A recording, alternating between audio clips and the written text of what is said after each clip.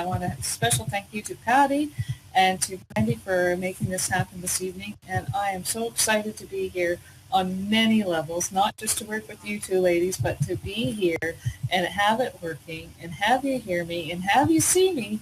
Knowing what you've been through these last few days, this is really a real treat. So I want to welcome everybody, and we're really encouraged by the amount of people who showed interest in these webinars and these jumping instructing web. And again, I'd like to introduce myself. My name's Laura Ellen May. I am from Ottawa, Ontario, Canada, and I'm going to be the moderator this evening. I am a USEF large R judge and an Equine Canada senior judge and senior steward. So not only do I do some technical things here, or try to anyway, but also have been judging for quite a. And as our guest this evening, we have Patty. Say hi, Patty. Hi. Hey, Patty. Patty's a large RUSEF judge and has judged local training shows as well as some of the most prestigious shows in the U.S., including Devon, Harrisburg National Horse Show, Palm Beach, the Winter Equestrian Festival, Pebble Beach, and the Raven National Horse Shows as well. So welcome, Patty. We really appreciate you being here and sharing your expertise with us. I'm excited to be here. It's just going to be fun. Anything to say about that, Patty? And our other host this evening is Randy Thompson. And I just wanted to share this with you is that I met you about 5 years ago or so when you were offering that Equestrian Marketing Made Easy workshop where you ripped and tore apart our web pages and made them better. So, you know, even though you say you don't like the technical part of things, you do have a very good background about that. And that's where I met you. I don't know if you remember that or not. That was a benefit we did. Part of this. That's where we first got together, where you decided you gave a course, a four-part course on how to improve your website. And we kept in contact with that. We were involved in some mastermind groups and that type of thing. Randy is the founder of the Horse and Rider Awareness, horseandriderawareness.com, and has been coaching equestrian professionals in horse and rider training, business and marketing, and also on the technical side and social media side. Don't let Randy fool you. She is a powerhouse in the social media side. Her How to Market Your Horse Business Facebook page, How to Market Your Horse Business Facebook page, was the 2013 winner of the Social Media Examiner Facebook Page Award. So that is a huge accomplishment, and congratulations for that, Mandy. And welcome. Well, do you have anything else to I'd like to say that I'm very excited to finally make it here tonight myself. This was so important for all of us to be able to share what we have to offer with everybody. You know, that's what's important for us, is we've gone through the school of hard knocks several times, and we've learned that sometimes we do have to push through that wall, and that's okay, because when we come to the other side, we are different, and so are the people that we make a difference to. I'm thrilled to be here, and I'm honored that so many people have registered to watch. Yes, very encouraged by the groundswell of the people who want to have more information about all the things we have to offer. I was just going to say, it's kind of interesting because there's someone on here that called me recently just about some confusion on how to sell some horses and who to trust and who not to trust. And it just dawned on me when I saw her name. I thought, gosh, this is really for people who just have nowhere to go and are not sure who to ask. It's why, to me, it's exciting to do, because there sometimes is a void of who we ask and who we help and who we trust and who we don't trust. And we can't give out that information, but you can learn the information maybe through us and through other people that we're doing this with, that you can answer a lot of the questions you might have to ask. Right. So it's kind of like a mentoring type thing, that don't be afraid to ask questions. And that's a really good point. Thanks for bringing that up, Patty, because as a part of this jumping instructors webinar, Randy has also developed a Facebook page called the Jumping Instructors Facebook page. And I invite everybody who's on here this evening, if you haven't taken part in it already and like that page and make a comment on that page, please go to the Jumping Instructors Facebook page and make a comment and just like that page, because we are going to be continuing to share information, and think of it as somewhere where you can ask questions that you may not know the answers to, and that we will be there, or there'll be somebody there to help you with that. Thanks for mentioning that, Patty. It's a really good idea. Yes, part of our goal is to create a safe place for people to be able to come in and to get comfortable with. Kind of like the Dr. Phil of the horse instructors. Safe place to share your right? Isn't that what he says? It's a safe place to share your feelings or something. So that's what we're doing with the Facebook page. We're going to start discussions. If you have photos of your riders or yourself that you want us to look at and nicely critique, you're more than welcome to share them on our Facebook page. And we're also going to be starting discussions around the topics that we've started here tonight too. And of course, like Laura said, we're going to be doing more webinars. We have one planned in January. So we'll go into some of the same type of topics, but in a different direction. And we're looking for your feedback to find out exactly what it is that you think you might need.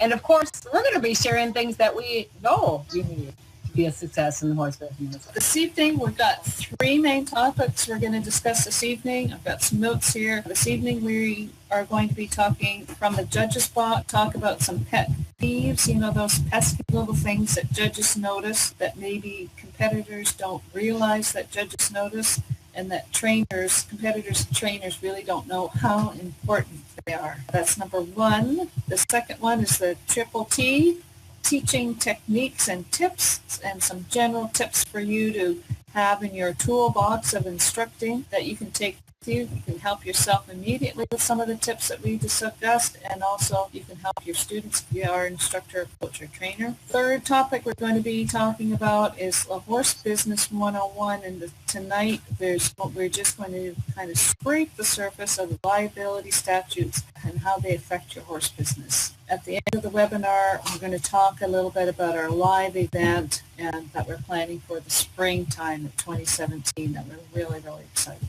And if you have any questions, please put them in the chat box. Love to hear what you have to say. Love to have your questions there. And if something isn't clear, please just put it in the chat box and we will make it as clear as possible. We'd love to hear from you. How does that sound, Patty? Does that sound good? I think it sounds perfect. If you have questions, we're just going to touch on some things. So if you need them to be expanded on, you can go to the Facebook page or send in the questions to us, and then the next webinar we do, we can maybe answer them. All of us, this is kind of a first-time thing, and we're thinking that this is the right thing to do for people who are either starting their business or been in business for a long time and need a little more enthusiasm in what they're doing, that are maybe stuck in a rut and they can't get out of the rut.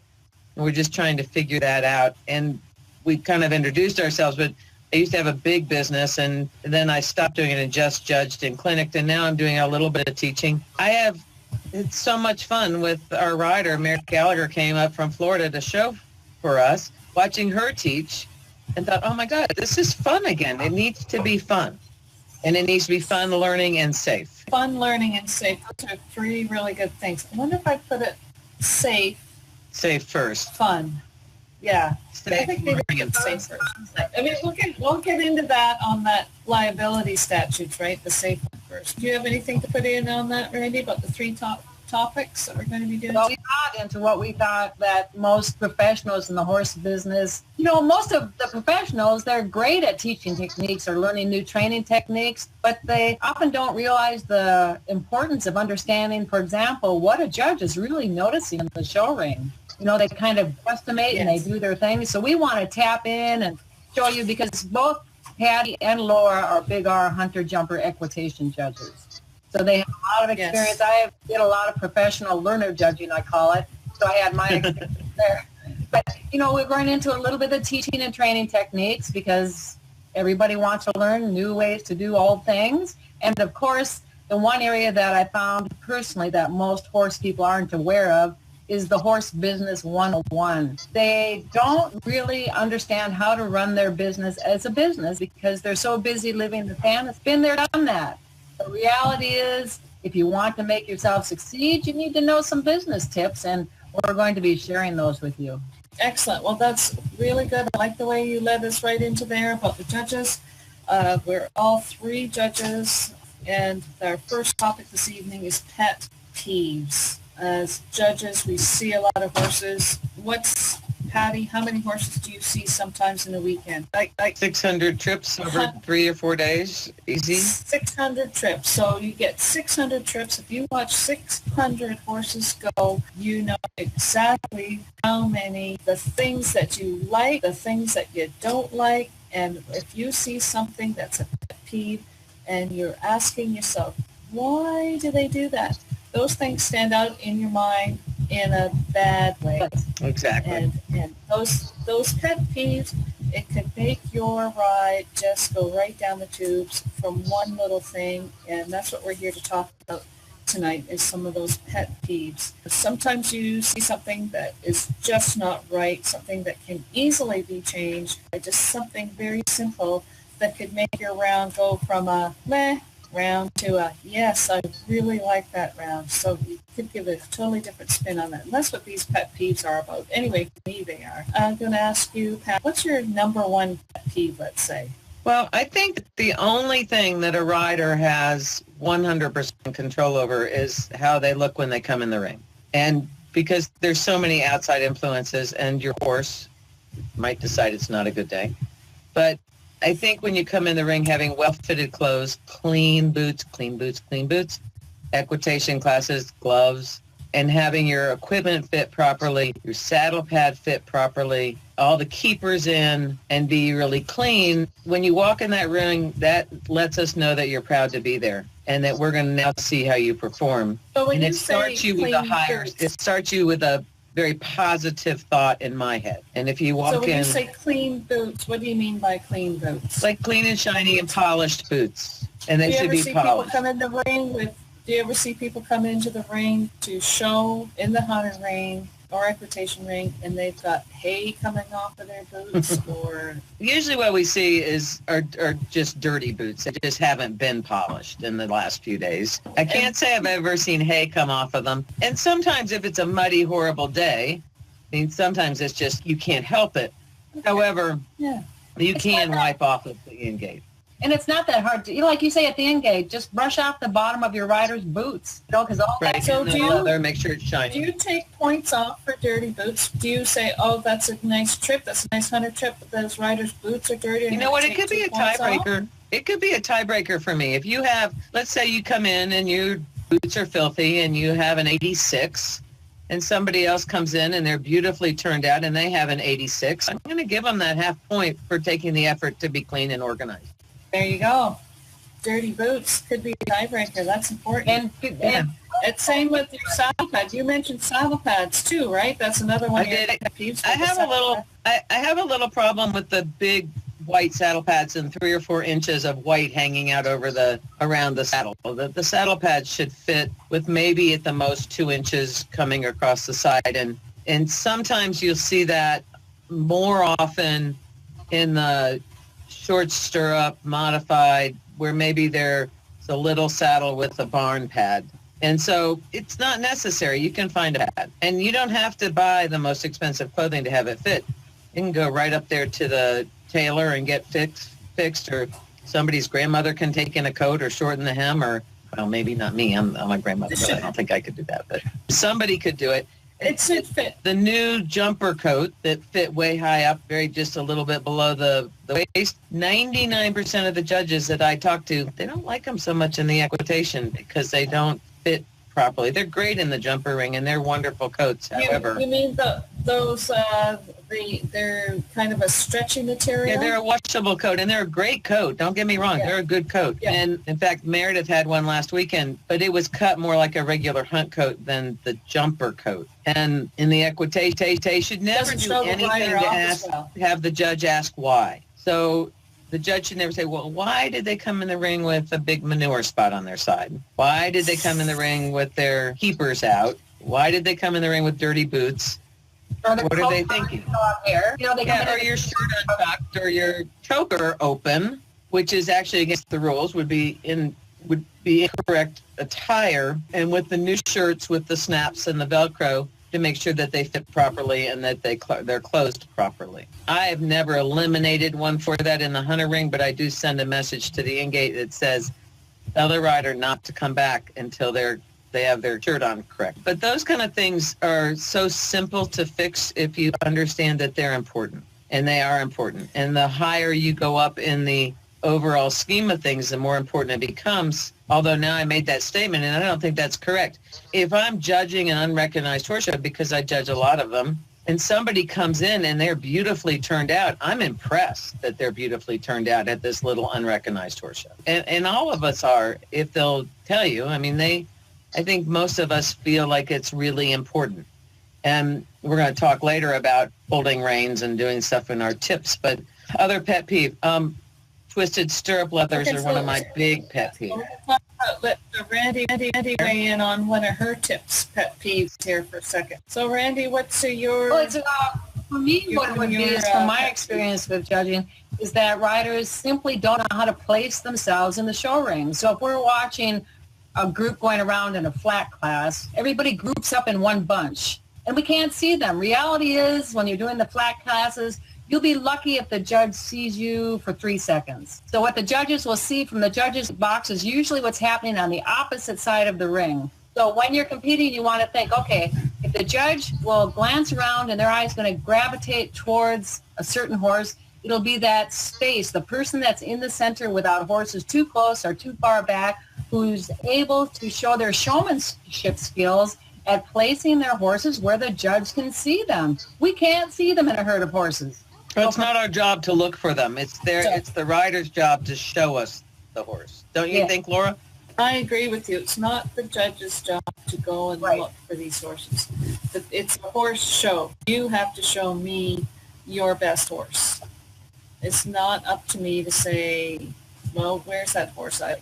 Which one is it? No, you have to show me.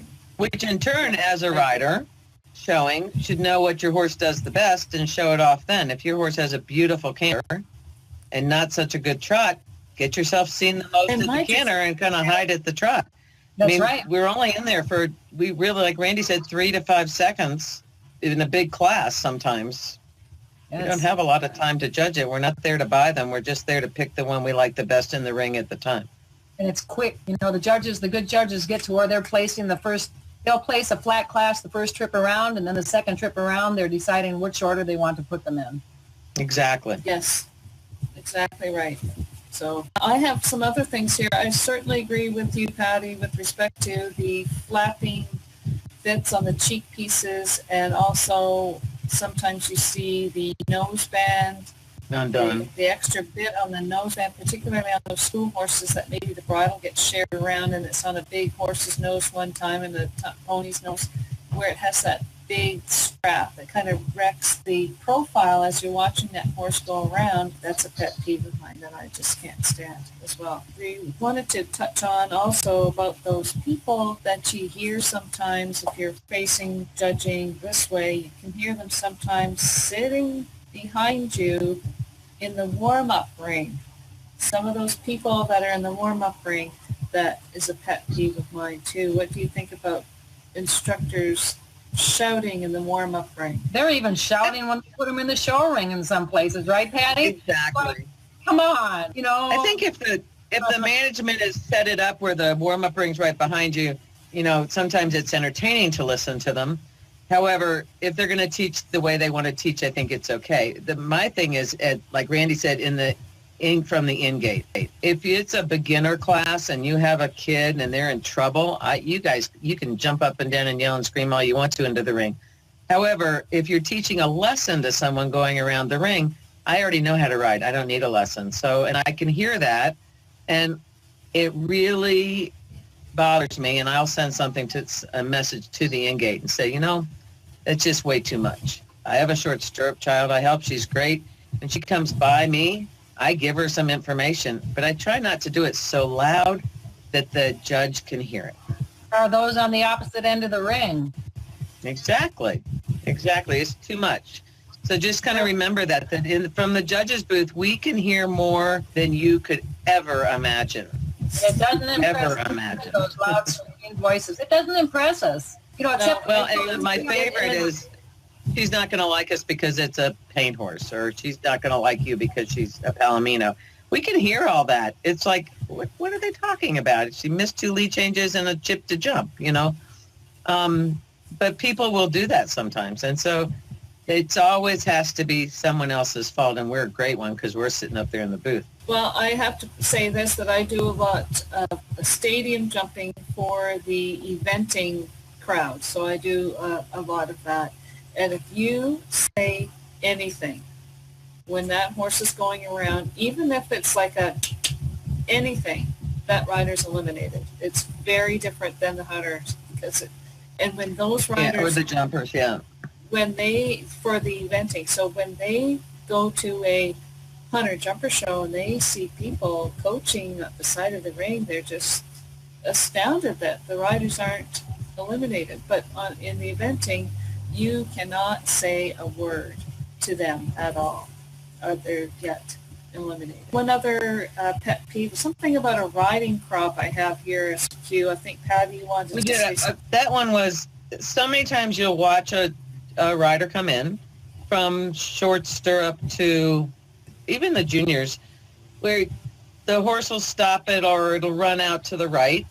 They have their riding crop in their left hand. And when they come back to the jump, they haven't moved it back to the side where the horse has run out. I have to assume that no one has ever told them to do that. Now, sometimes people get in and get panicked, and they do know to do it. They just don't do it. But I have to assume no one has taught them to do that. It's kind of like there's the other one where they come in and they're running away with them, where it's almost scary, and they have spurs on, and they come back in the second time with the spurs still on. And we go, now, why don't they take the spurs off? Yeah, that makes no sense. Does that make you crazy, Laura? It makes me crazy. Absolutely crazy. Yeah, it makes me crazy too. And then the other pet peeve for me is the twisted stirrup leather in the equitation. I have to assume if your stirrup leather is twisted that you have lost your stirrup somewhere on course, because you would never have walked into the ring with a twisted stirrup leather. And so I know that's a little thing. However, sometimes things will just jump out at you, and that's one of the things that jumps out at me. Do you place a rider with a twisted stirrup? It depends on the level of competition. But over the fences, I have to assume they lost a stirrup, which would be, score of 50 for the equitation. So I have to look at that and go, I don't think so. I don't think I can use her. Because I have to assume, again, that she would never have come in the ring, or he would never have come in the ring with the stirrup leather twisted. So that's kind of where that goes. Now, I'm not going to tell you that. I got a question from Mary Thompson, and she wants to know, in flat equitation class, do you prefer the crop on the inside or the outside in a flat equitation class, inside or outside with the crop? Well, for me, it doesn't matter to me. A lot depends on the ring and depends on your horse. I personally do not have an issue either way. Laura, how do you feel about that? Well, I think it doesn't really matter to me. I know the classic way is to have the crop on the inside, but if I don't notice it, then it doesn't matter. And If they don't need it, then why even have it? There's no rules. Yeah, there's nothing in the rules about it. I think it's up to kind of good horsemanship. If you're holding the crop correctly, and if your horse is going well, I wouldn't notice it. Right. If your horse is running to the inside and you've got your crop on the outside, I'd probably notice that. Yes, However, so I think that it is the least of the things I'd be concerned about is which side you hold the crop on. It's, for me, there'd be a whole list of other things that I'd be more watching first before I even got to whether or not the crop is on the inside or outside. Okay. So, yeah, exactly. yeah, and that's really great. Thank you so much, Mary, for that question. And if you do have other questions or want clarification on what we're talking about, please put it in the chat and we'll get the answer for you. And bring it to our Facebook page, because our goal is to develop a community, a thinking tank where you can come in and feel comfortable as you ask other professionals what you need to be able to know with whatever you're doing with your horse business. Getting back to the crops are permitted in the show ring. It's just Patty was getting to the point of if your horse runs out to the left and you continue to have your crop on the other side, then what's the use of having that? That's just another pet peeve. It's just So- good horsemanship. And sometimes I think as instructors, we forget those little details and that those are important. And as I said, sometimes they know it. They just, once they run out, they've now panicked and they're petrified, so that they forget how to maybe make Brings them us go. to our next topic. This is bringing us into our next topic, right, Yes, Laura? exactly. That's exactly what I'm going to do when you said that. We're going to talk about just some steps for success for your teaching, for your writing, and for your teaching techniques and tips. So we're just going to move on. We're moving on to teaching techniques and tips.